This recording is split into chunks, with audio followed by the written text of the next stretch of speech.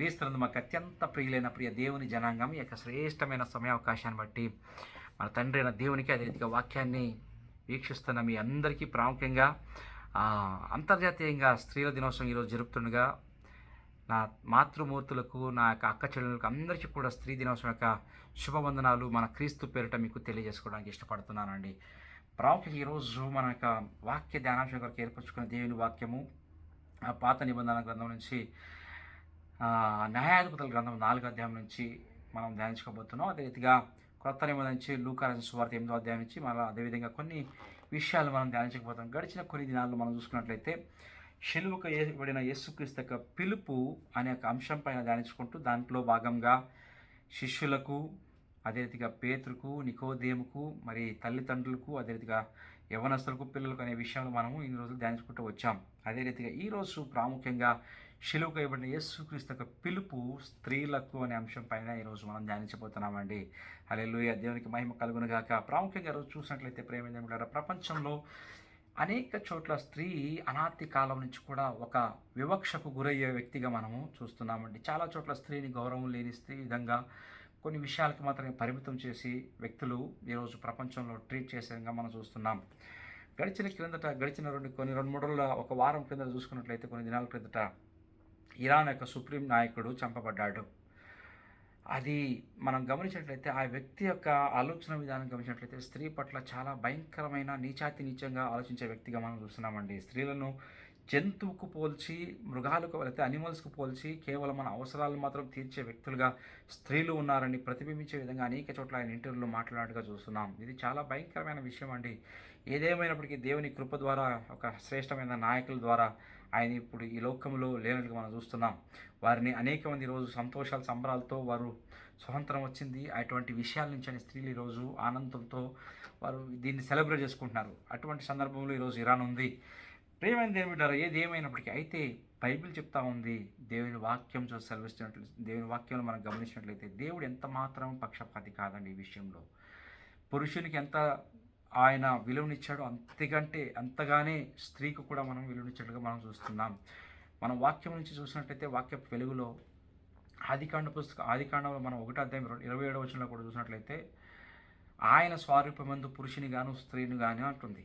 ఎక్కడ ఏ భేదము మనకి కనిపించదు. అంత మాత్రమే కాదు, అపోస్తలుడైన పౌలు అంటాడు గలతీయులకు రాసిన పత్రిక 3వ అధ్యాయం 27వ వచనంలో చూసుకున్నట్లయితే 28వ వచనంలో క్రీస్తు యొక్క శిలువ ప్రణాళికలు లేకపోతే అనాది కాలపు సంకల్ప ప్రకారం మనం చూసినట్లయితే ఆయన చెప్పే మాట ఏంటంటే ఇక్కడ ఏ భేదము లేదు, పురుషుని కానీ స్త్రీ కానీ లేదు, కానీ క్రీస్తు రక్తములు అందరూ కూడా ఏకమై ఉన్నారని అపోస్తలుడైన పౌలు చాలా స్పష్టంగా తెలియజేస్తున్నాడు.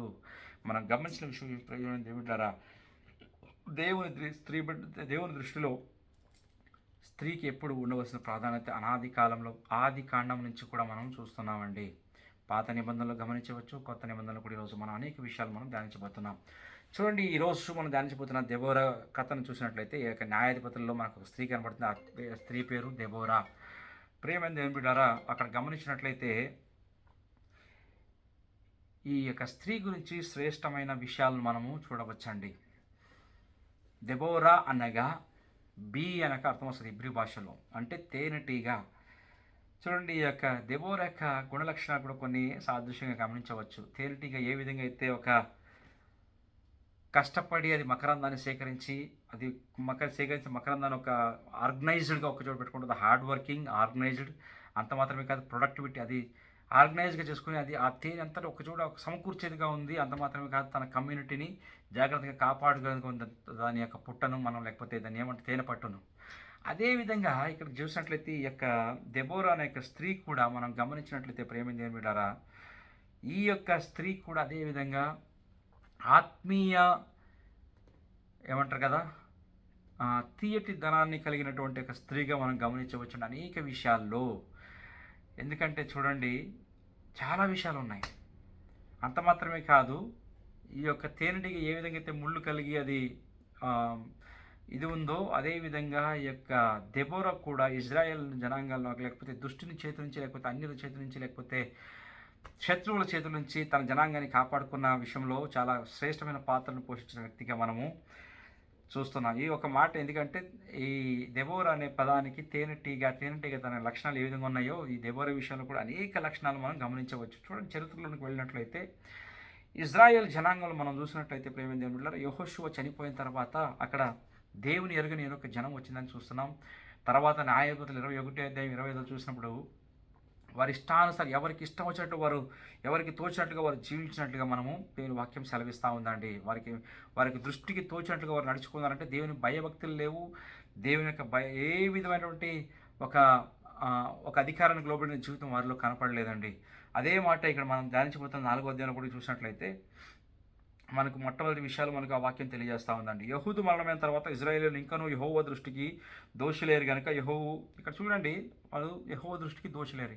మనం చూసినట్లు చరిత్రలో అనేక సార్లు ఇజ్రాయేలు దేవునికి దోషులు అవుతూనే వచ్చారు. ఎప్పుడైతే దోషం చేస్తారో వారికి పాపం వస్తుంది. పాపం నుంచి దేవుడు అన్యులకు అప్పచెప్పి అన్ని రాజులకు అప్పచెప్పి వారిని శిక్షించినట్లుగా మనం చూస్తున్నాం. శిక్షించిన దేవుడు అక్కడికి విడిచిపెట్టలేదు, కానీ ఆయన కరుణ గల దేవుడు కనుక మరలా వారు మొరపెట్టినప్పుడు మరలా కొంతమంది నాయకులను పంపి దేవుడు వారిని విడిపించినట్లుగా వాక్యంలో మనం అనేక చోట్ల చూడవచ్చు. ఇక్కడ కూడా అలాగే జరుగుతూ ఉందండి.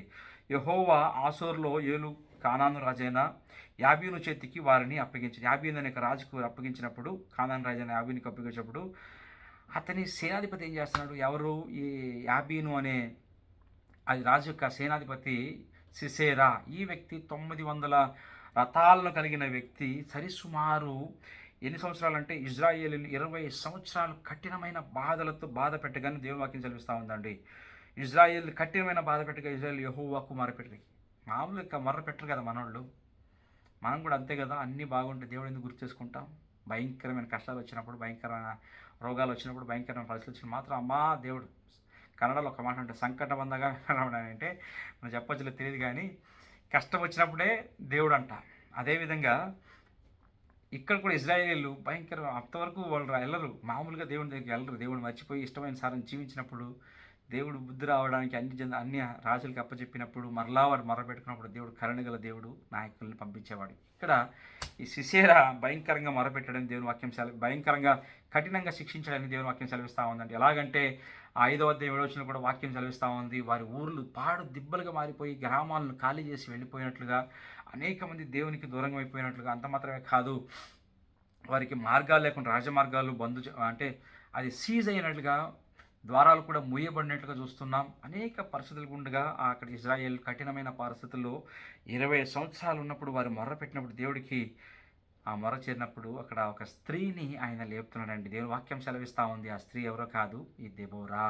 దేవుని వాక్యం సెలవు 4వ వచనం చూసినట్లయితే ఆ కాలమున లప్పీదోతునకు భార్య అయిన దెబోరా అను ప్రవక్తి ఇజ్రాయేలుకు న్యాయాధిపతిగా ఉండను. ఇక్కడ చూడండి, ఇక్కడ 3 విషయాలు ఈ వచనాలు గమనించవచ్చు. లప్పీదోతునకు భార్య మొట్టమొదటిగా, రెండవదిగా చూసినట్లయితే ప్రవక్తిగా కనబడుతూ ఉంది, మూడవదిగా న్యాయాధిపతిగా మనకి కనబడతా ఉందండి.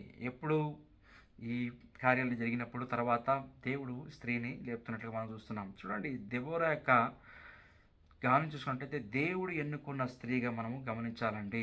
ఇవి ఏ విధంగా ఉందంటే ప్రేమేందేని బిడ్డారా, ఈ యొక్క సరళ వృక్షం కింద కూర్చొని ఆమె జనాలకు న్యాయం తీర్చే ఒక స్త్రీగా మనం చూస్తున్నాం, ఒక భార్యగా చూస్తున్నాం, ఒక ప్రవక్తిగా చూస్తున్నాం.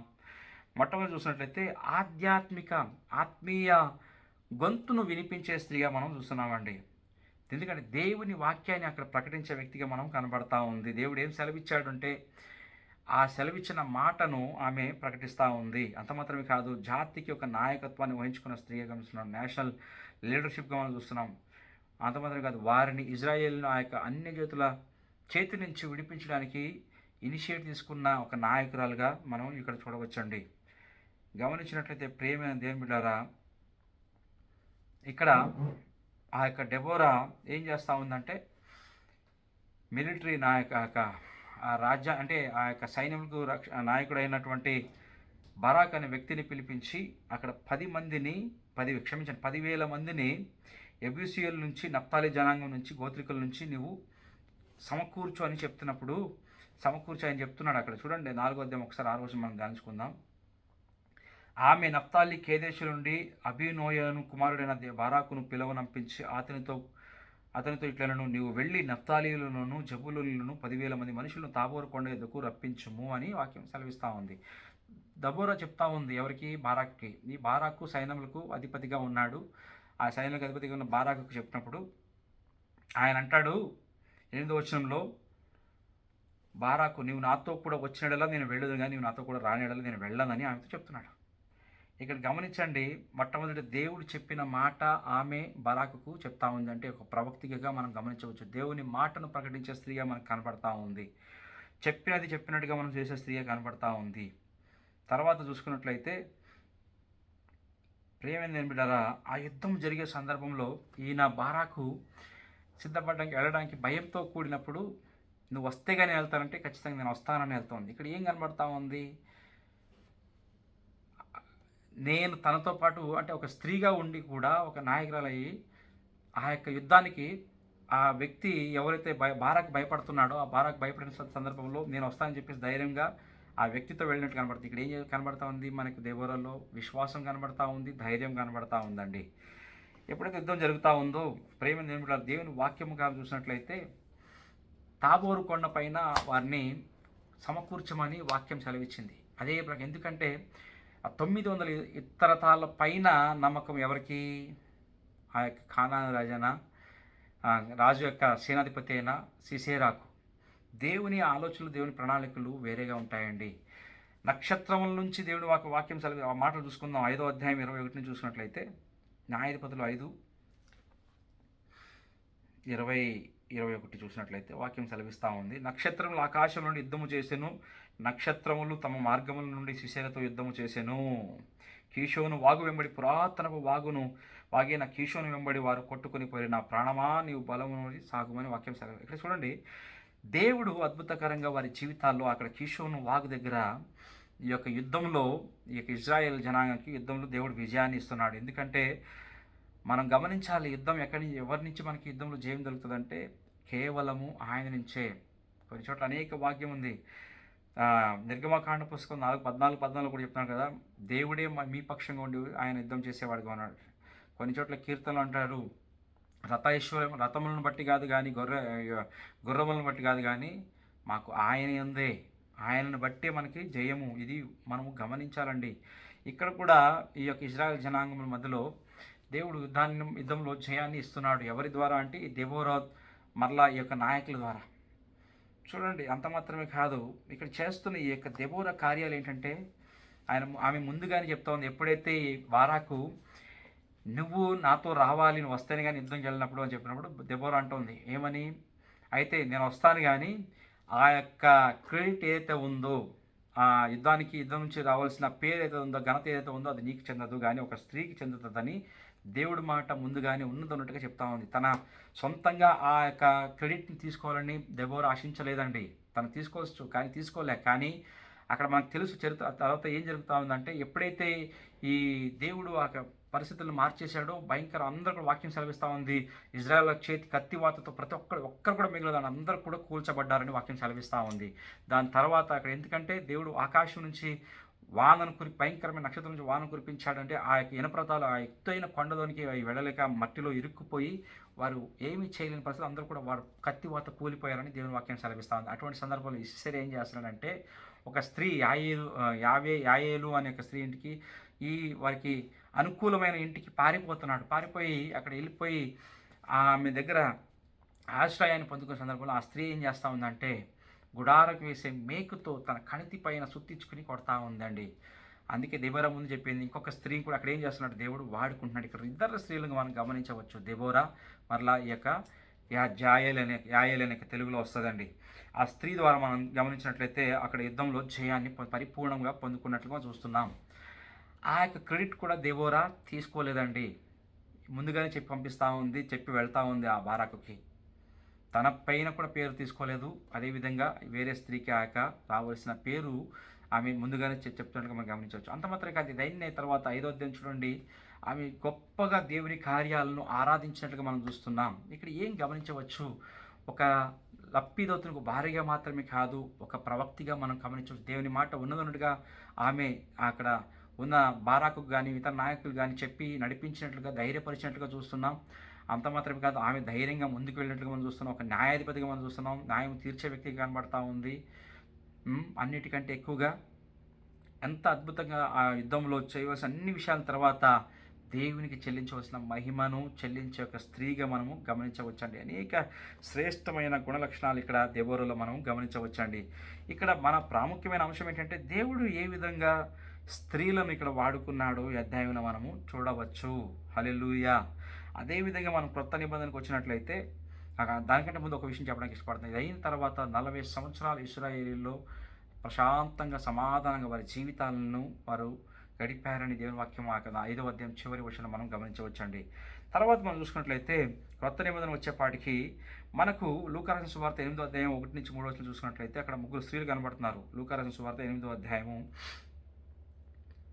1 నుంచి 3 వచనాలు చూసుకున్నట్లయితే, వెంటనే ఆయన దేవుని రాజ్యం సువార్తను తెలుపుచు ప్రకటించు ప్రతి పట్టణం ప్రతి గ్రామం సంచారం చేయుచుండగా 12 మంది శిష్యులను అపవిత్రాత్మ వ్యాధులను పోగొట్టబడిన కొందరు స్త్రీలను అనగా 7 దయ్యములు వదిలిపోయిన మగ్దలేనే అనబడిన మరియయు, హేరోదు యొక్క గృహ నిర్వాహకుడు కూజా భార్యగు యోహన్నాయు, అదే రీతిగా సుసన్నయ్య ఆయనతో కూడా ఉండిరి అని ఇక్కడ చూస్తున్నాం. వీరందరూ కూడా దేవుని యొక్క సువార్తలో ఆయనకు వారికి ఉన్న దాంట్లో సమస్తాన్ని కూడా అర్పించి దేవుని సువార్తకు సహకరించినట్లుగా మనము చూస్తున్నామండి ఈ స్త్రీలను.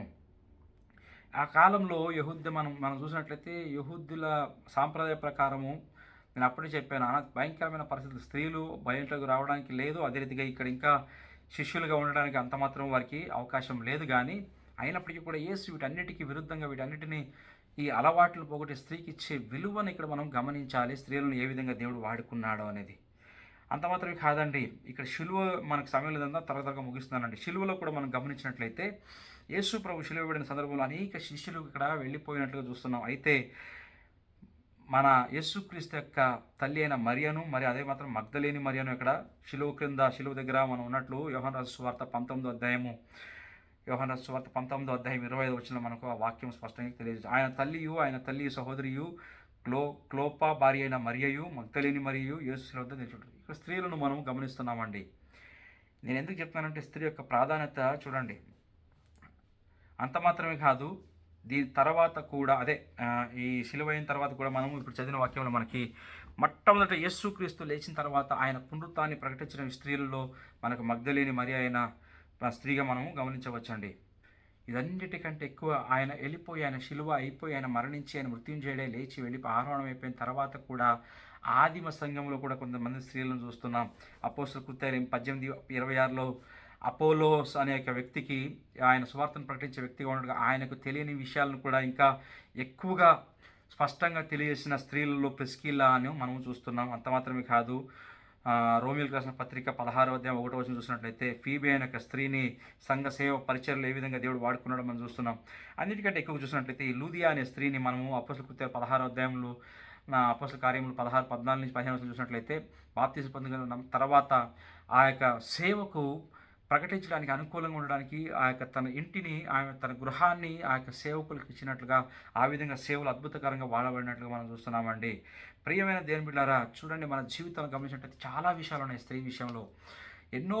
ఎంతోమంది స్త్రీలను పాత నిబంధనలు కూడా చూడండి, ఎస్తేరును ఆ యొక్క జనాంగమునే మరణము నుంచి తప్పించి అద్భుతకరంగా వారిని తప్పించిన విషయంలో ఆ యొక్క ఎస్తేరు ఎంత అద్భుతకరంగా వాడబడిన తన జాతి స్వకీయ జనాంగాన్ని కాపాడుకునే విషయంలో ఎస్తేరు మనం చూడవచ్చు. రూతును కూడా దావీదు వంశావళిని కాపాడడంలో స్త్రీని దేవుడు వాడుకున్నట్టుగా మనం చూడవచ్చు. అంత మాత్రమే కాదండి, ఎస్తేరు రూత్తో పాటు మనం గమనించవచ్చినట్టయితే ప్రియమైన దేవుని బిడ్డారా, ఇంకా శ్రేష్టమైన స్త్రీలు చాలామంది ఉన్నారు చెప్పడానికి. కానీ క్రొత్త నిబంధనలో మన రక్షణ ప్రణాళికలో యేసుక్రీస్తును మరియను ఆయన తల్లిగా యేసుక్రీస్తును దేవుడు వాడుకున్నట్టుగా మనం చూస్తున్నామండి. ఎన్ని విషయాలు గమనించినట్లయితే దేవుని వాక్యం స్పష్టంగా తెలియజేస్తూ ఉంది. ఈరోజు కూడా శిలువకు ఎప్పుడైన యేసుక్రీస్తు పిలుపు ఈరోజు నిన్ను కూడా పిలుస్తున్నాడు. ఆయన శిలువ మరణం ఏ ఒక్కరికి వ్యత్యాసం లేదండి. ఉన్నవారికి లేని వారికని లేదు, పురుషుడికి స్త్రీకని లేదు, చిన్న పెద్ద అని లేదు, ప్రతి ఒక్కరి గురించి కూడా ఆయన మరణించడం దేవుని వాక్యం మనం గమనించాలి. మన దినాన్ని మనం చూసాం, ప్రతి ఒక్క 99 గొర్రెల విషయంలో మనం చూపించిన ఒక ఆత్మ ఆయనకి చాలా విలువైందండి.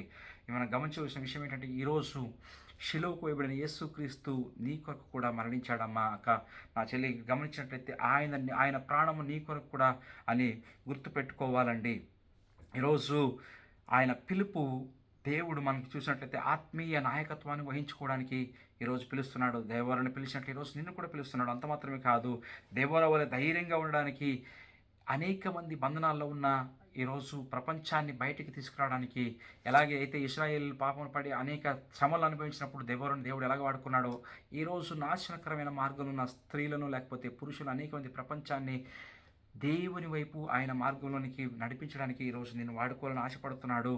అంత మాత్రమే కాదండి, ఆయన రాజ్యంలో భయంకరమైన అంటే శ్రేష్టమైన, క్షమించండి, భయంకరమైన పదం వాడడం కంటే శ్రేష్టమైన కార్యాలను చేయడానికి, అద్భుతంగా నేను వాడుకోవడానికి ఆయన రోజు సిద్ధంగా నేను పిలుస్తున్నాడమ్మా. చూడండి, దేవునితో నమ్మకంగా ఉండే స్త్రీలు, దేవుని యందు భయభక్తులు గల స్త్రీ కొనియాడబడుతుందని మనము సామెతల గ్రంథం 31 అధ్యాయము 30 వచనం మనం స్పష్టంగా చూస్తున్నాం. తిమోతి పత్రిక సెకండ్ తిమోతిలో కూడా చూసినట్లయితే 1:5 వచనం కూడా తిమోతి విషయం నీ యొక్క ఎవరు ఆమె యొక్క గ్రాండ్ పేరెంట్స్ గురించి, తన తల్లి గురించి, వాడి యొక్క విశ్వాసాల గురించి అపోస్తలుడైన పౌలు ఎత్తి చూపిస్తున్నాడు. ఎన్ని విషయాలు మనం గమనించినట్లయితే ప్రేమైన దేవుని దేవుని యందు భయభక్తులు కలిగి ఒకవేళ నువ్వు జీవించినట్లయితే, దేవుని విశ్వాసంలో ఉన్నట్లయితే, ఖచ్చితంగా ఆ రోజు కూడా దేవుడు వాడుకున్నాడు, ఈరోజు కూడా దేవుడు వాడుకోవడానికి సిద్ధంగా ఉన్నాడు. దేవుడు పిలుపు ఈరోజు వాక్యాన్ని ఎవరైతే చూస్తున్నారో ప్రతి ఒక్క స్త్రీ, అమ్మ, నా అక్క చెల్లెలరా, దేవుని వాక్యం ఈరోజు మీ కొరకే ఆయన రాజ్యంలో, ఆయన రాజ్య విస్తరణలో శ్రేష్టమైన అద్భుత కార్యాలను మీ ద్వారా జరిగించాలనుకుంటున్నాడు. అనేక మంది నాశన మార్గంలో ఉన్న కుటుంబాలను, వ్యక్తులను మీ ద్వారా ఆయన వెలుగులోనికి తీసుకురావాలని ఆయన ఆశపడుతున్నాడు. అలాగైతే ఆయన మాటను వినడానికి సిద్ధంగా ఉన్నావా? ప్రేమించిన బిడ్డ, ఒక రోజైతే ఒక ఉదాహరణ చెప్పాలంటే, ఒక కథ ఈ విధంగా జరిగిన విషయం. సౌత్ ఆఫ్రికాలో ఒక సంఘము మూయబడే పరిస్థితిలో ఉన్నప్పుడు అనేక మంది కుటుంబాలకి వెళ్ళిపోయారు. ఇంక ఎవరు లేదు, ఈ సంఘం ఇంకా నడవదని చెప్పేసి సంఘాన్ని మూసివేసే సందర్భంలో ఒక బామ వచ్చి ప్రతిరోజు ప్రార్థన చేసేదంటే విడవకుండగా. ఎంతోమంది హీయాళించినప్పటికీ కూడా ఆమె విడవకుండగా ప్రార్థించినప్పుడు ఒక సమయం వచ్చింది, దేవుని కార్యాలు జరిగాయి. తిరిగి మరి అన్ని కుటుంబాలు కూడా తిరిగి ఆ సంఘంలోనికి చేర్చబడ్డాయి.